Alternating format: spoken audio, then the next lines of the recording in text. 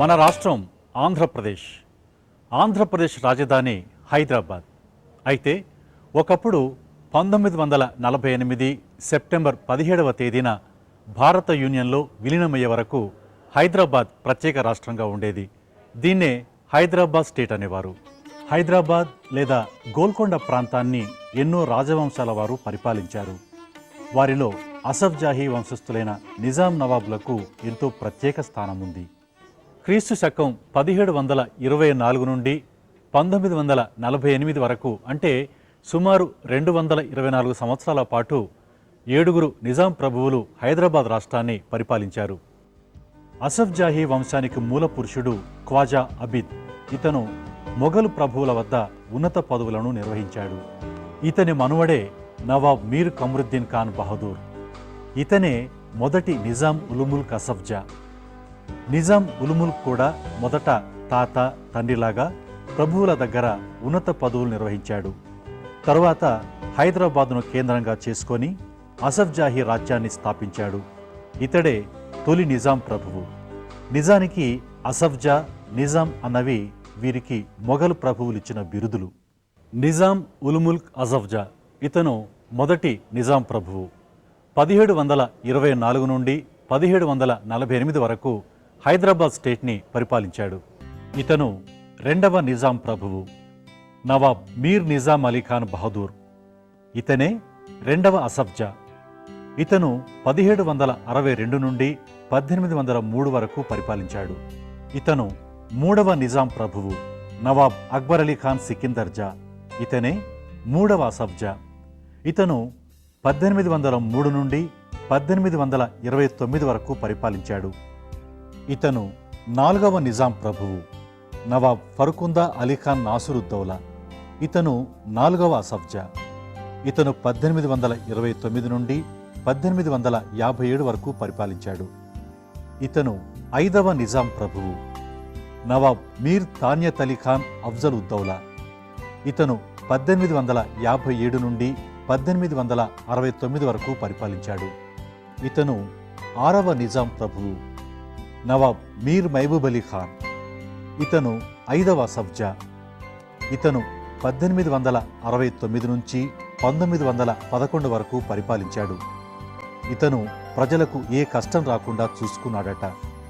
విశాల హృదయుడైన మహబూబ్ అలీ ఖాన్ క్రమశిక్షణ, అకుంఠిత దీక్ష వలనే ఏదైనా సాధించగలం అనేవాడట. మానవత్వం మూర్తిభవించి ఉండేవాడట. దాతగా పేరొందిన ఇతని ఆనందం హైదరాబాద్ ప్రజల ఆనందంలోనే ఉండేదట. ఇక ఏడవ చివరి నిజాం ప్రభువు నవాబ్ మీర్ ఉస్మాన్ అలీ ఖాన్, ఏడవ అసఫ్ జా. ఇతను 1911 నుండి 1948 వరకు చాలా సుదీర్ఘకాలం పరిపాలించాడు. ఇతను కొత్త హైదరాబాద్ నిర్మాత. నవాబ్ మీర్ ఉస్మాన్ అలీ ఖాన్ పాలనలో హైదరాబాద్ అన్ని రంగాలలో అభివృద్ధిని సాధించింది. ఇతని పాలనలో రాష్ట్ర ప్రభుత్వం సివిల్ సర్వీస్ కౌంటర్ని, పారిశ్రామికాభివృద్ధి ట్రస్టీని ఏర్పాటు చేశారు. ఏడవ నిజాం పాలనలో మరణశిక్షను రద్దు చేశారు. ఇంకా ఉస్మానియా మెడికల్ కాలేజీని, హైకోర్టు భవనాన్ని, ఉస్మానియా యూనివర్సిటీని, ఉస్మానియా ఇంజనీరింగ్ కాలేజీలను ప్రారంభించారు.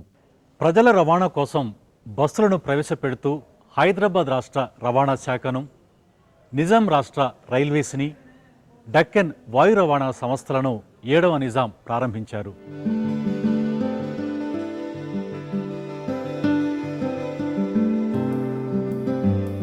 ఇంకా పురావస్తు మ్యూజియంను, పబ్లిక్ గార్డెన్ని ఏడవ నిజాం కాలంలో ఏర్పాటు చేయడం జరిగింది.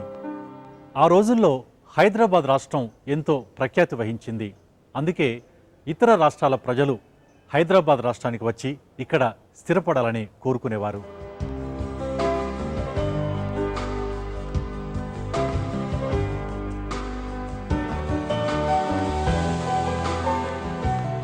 ఏడవ నిజాం నవాబ్ మీర్ ఉస్మాన్ అలీ ఖాన్ పదవీ బాధ్యతలు చేపట్టి 25 సంవత్సరాలు పూర్తయిన సందర్భంగా 1937లో రజతోత్సవాలను ఏర్పాటు చేశారు. ఆ సందర్భంగా దేశ విదేశాల ప్రముఖుల నుంచి, ప్రజల నుంచి, జాగీర్దార్ల నుంచి, జమీందార్ల నుంచి ఎన్నో అపురూపమైన వస్తువులు కానుకలుగా లభించాయి.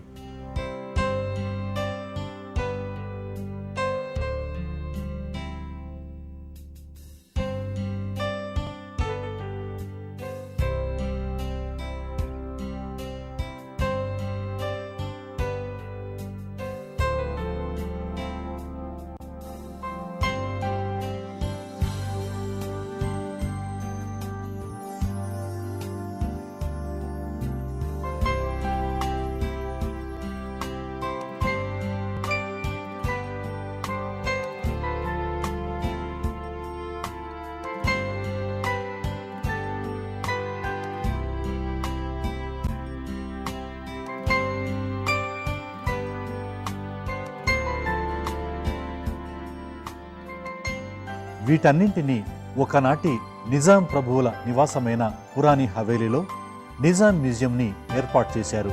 మరిప్పుడు ఆ మ్యూజియంలోని వివిధ వస్తువులను చూద్దామా?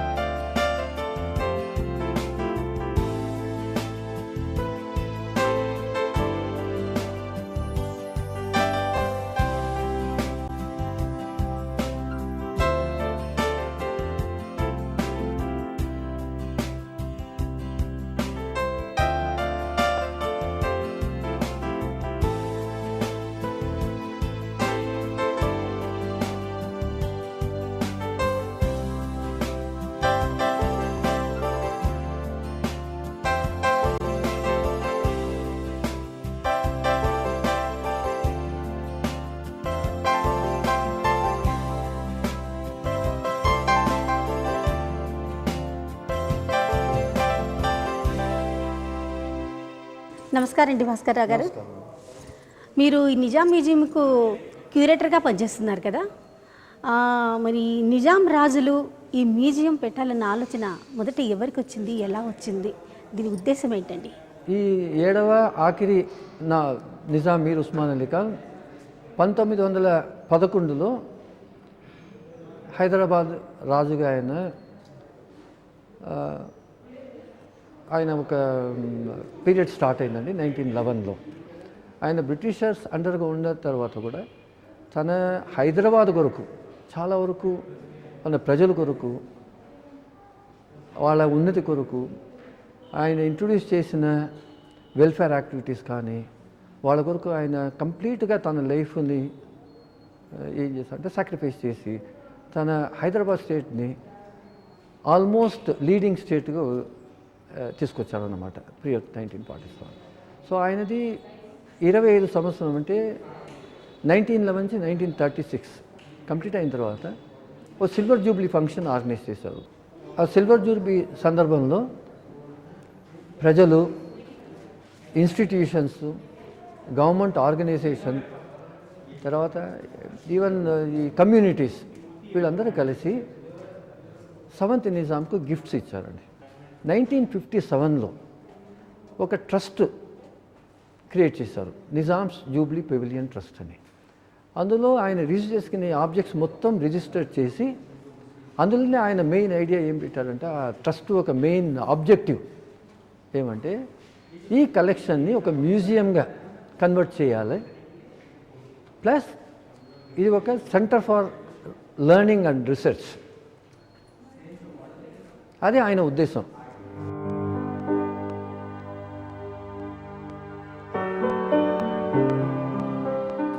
బహుమతులు అంటున్నాం కదా, అవి ఏంటి సార్? మా దగ్గర ఆల్మోస్ట్ దాదాపు ఏమంటే సిల్వర్ మోడల్స్ ఉన్నాయి, సిల్వర్ క్యాస్కెట్స్, ఆ తర్వాత సిల్వర్ ఆబ్జెక్ట్స్ లైక్ పాందాన్ కానీ ఇతర్దాన్ అని, తర్వాత cigarette cases, bidriware, porcelain, glasses, cut glass, తర్వాత paintings, then ivory, glass exhibits and even portraits. ఇవన్నీ మా కలెక్షన్స్లో ఉందండి. Nearly about 800+ objects. అందులో మేము అబౌట్ 450 ఆబ్జెక్ట్స్ ఆన్ డిస్ప్లేలో ఉందండి.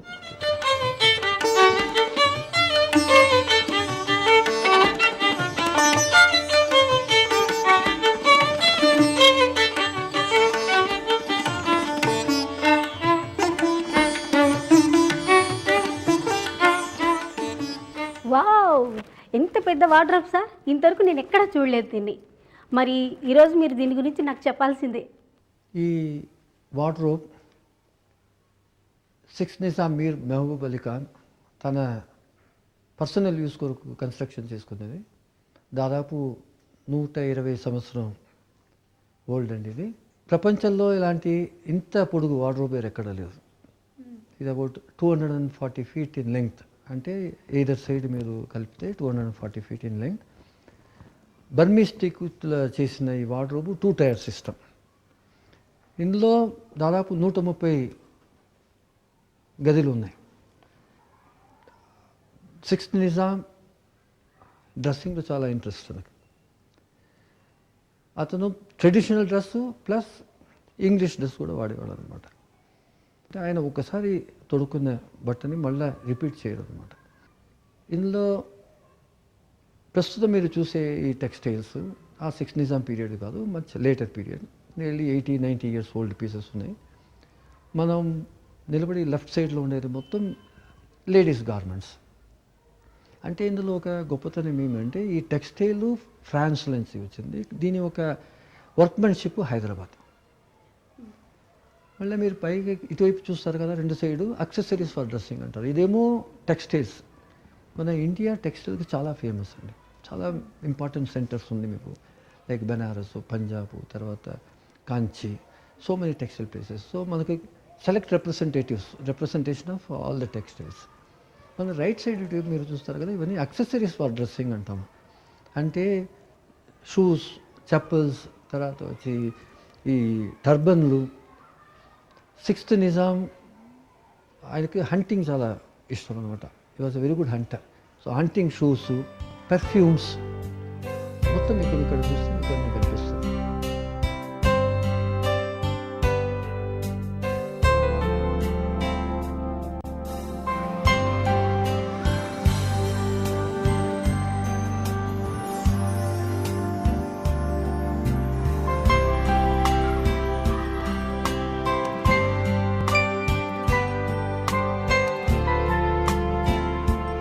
పిల్లలు, నిజాం మ్యూజియంలోని వివిధ కళాకృతులను, వింత వింత వస్తువులను చూశారుగా. మరిన్ని వస్తువులను మరో కార్యక్రమంలో చూద్దాం.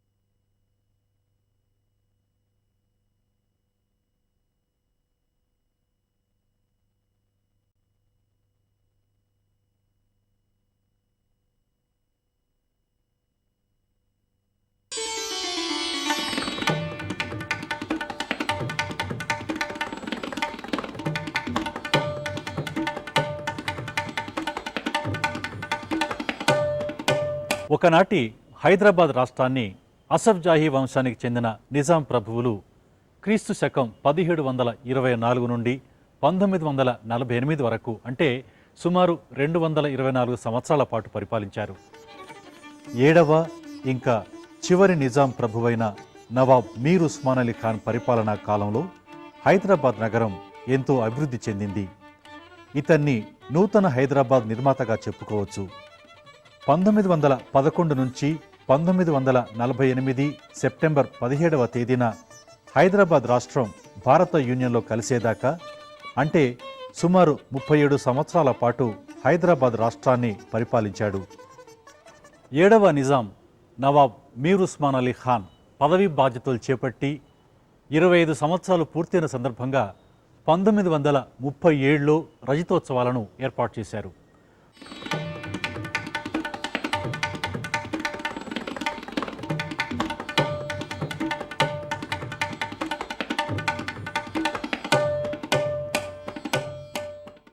ఆ సందర్భంగా దేశ విదేశాల ప్రముఖుల నుంచి, ప్రజల నుంచి, జాగీర్దార్ల నుంచి, జమీందార్ల నుంచి ఎన్నో అపురూపమైన వస్తువులు కానుకలుగా లభించాయి.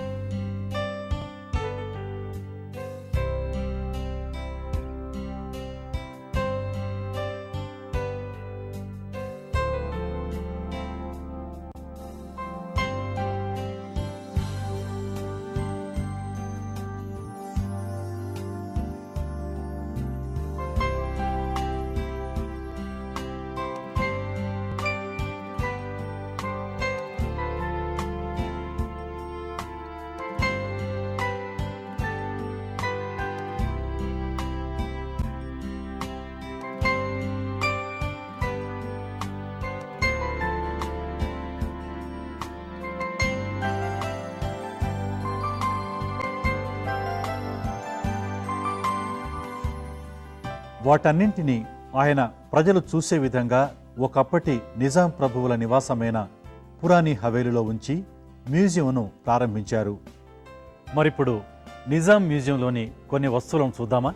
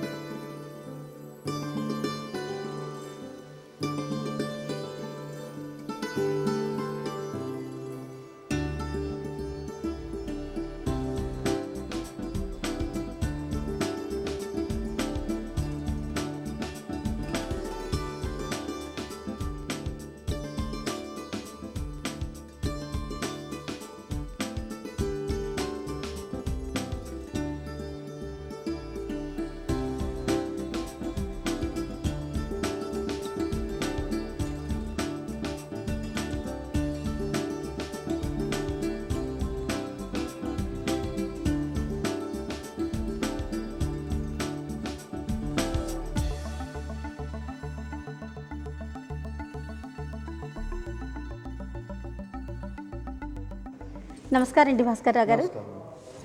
మీరు ఈ నిజాం మ్యూజియంకు క్యూరేటర్గా పనిచేస్తున్నారు కదా.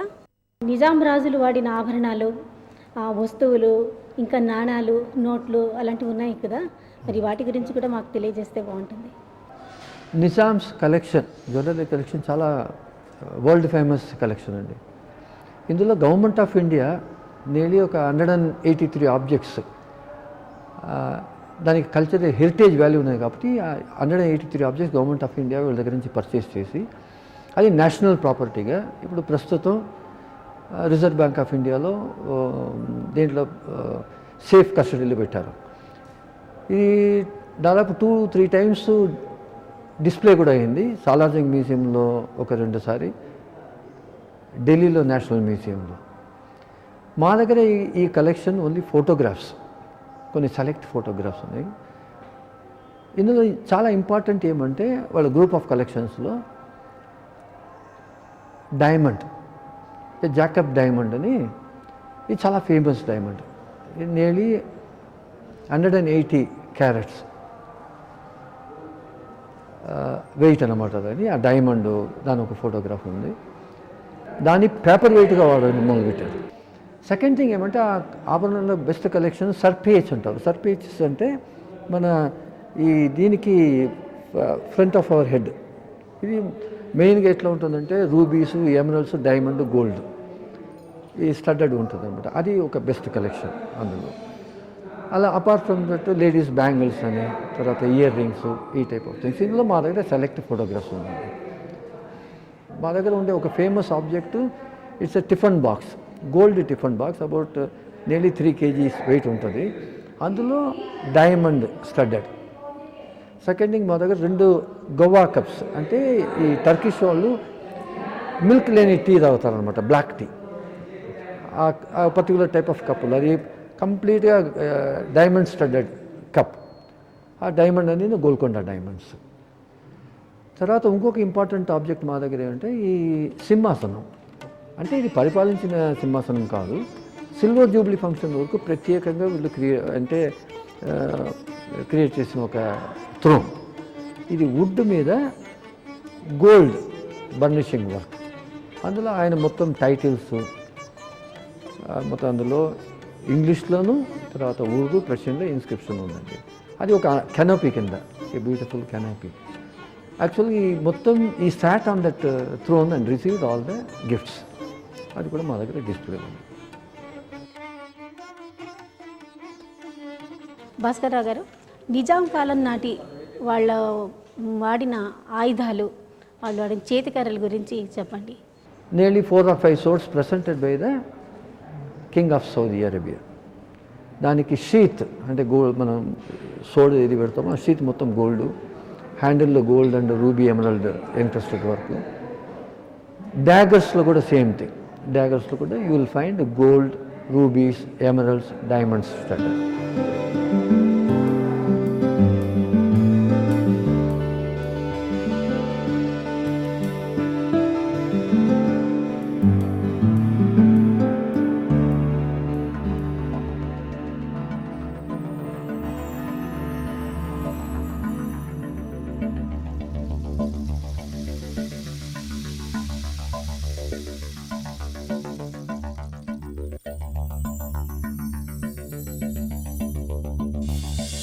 మాకు నియర్లీ ఒక 10 to 12 walking sticks is one of the best collection. అంటే ఐవరీ, శాండల్వుడ్,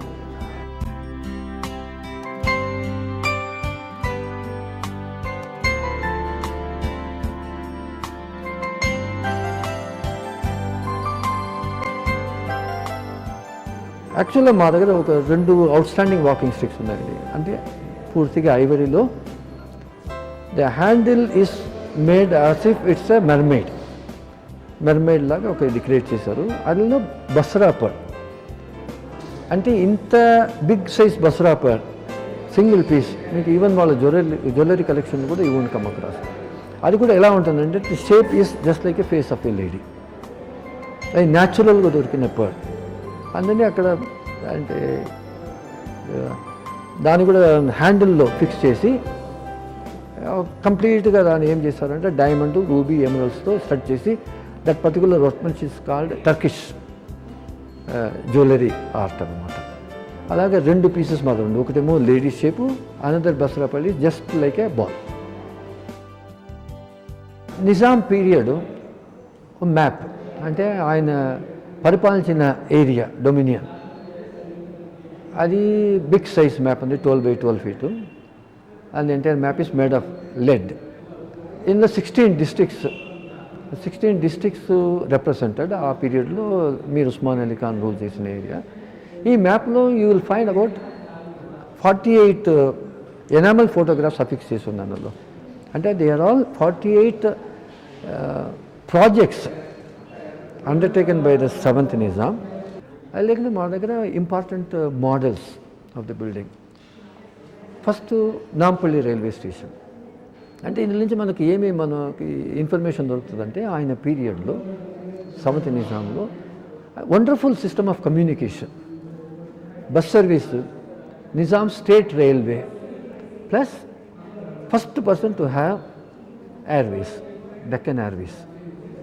ఇది 3 లింకింగ్. నిజాం రాజులు వాడిన ఆభరణాలు, వస్తువులు, ఇంకా నాణాలు, నోట్లు అలాంటివి ఉన్నాయి కదా, మరి వాటి గురించి కూడా మాకు తెలియజేస్తే బాగుంటుంది. నిజాం పీరియడ్లో నిజాం కాయినేజ్ ఉండేది. అది copper, silver and gold. Gold వచ్చి నాట్ ఫర్ సర్క్యులేషన్, అంటే కాపర్, సిల్వర్, పేపర్ కరెన్సీ సర్క్యులేషన్లో ఉండేది. గోల్డ్ వచ్చి ఫర్ నజరానా, అంటే ఆ నిజాంని పోయి కలిసేటప్పుడు they are suppose to give some gifts. అది నజరానా కొరకు గోల్డ్ కాయిన్స్, అది గోల్డ్ కాయిన్స్ సర్క్యులేషన్ ఉండదు. ఈ సిస్టమ్ ఆయన పీరియడ్లో ఉండేది. పిల్లలు, నిజాం మ్యూజియంలోని వివిధ కళాకృతులను, వింత వింత వస్తువులను చూశారుగా. మరిన్ని వస్తువులను మరో కార్యక్రమంలో చూద్దాం.